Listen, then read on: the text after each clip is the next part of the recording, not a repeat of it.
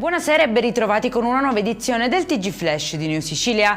In apertura omicidio a Partinico nel Palermitano, dove un 73enne è stato freddato con 2 colpi di arma da fuoco. Il cadavere è stato ritrovato in aperta campagna, le indagini sono in corso. Secondo i primi accertamenti pare che la vittima avesse precedenti di polizia.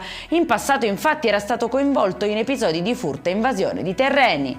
Sequestrati 2 ossari nel cimitero di Sant'Agata di Militello in provincia di Messina dopo le numerose segnalazioni di tombe aperte e di resti umani in corrispondenza di una fossa. Sulla vicenda sono in corso gli accertamenti da parte della procura di Patti. Nuovo episodio di violenza ai danni del personale sanitario all'ospedale Umberto I di Siracusa. Una dottoressa avrebbe notato il comportamento anomalo di una paziente sorpresa mentre cercava di asportare materiale dal magazzino. Alla richiesta di chiarimenti la donna ha reagito con insulti e violenza, arrivando a colpire ripetutamente il medico anche con un ombrello.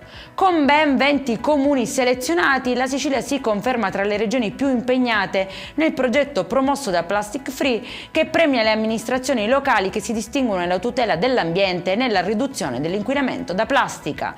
E in chiusura il meteo: splende il sole domani in Sicilia, la protezione civile non ha comunicato alcuno stato di allerta, temperature in linea con la stagione invernale. Per questa edizione è tutto, prossimo appuntamento domani alle 13:30, buona serata.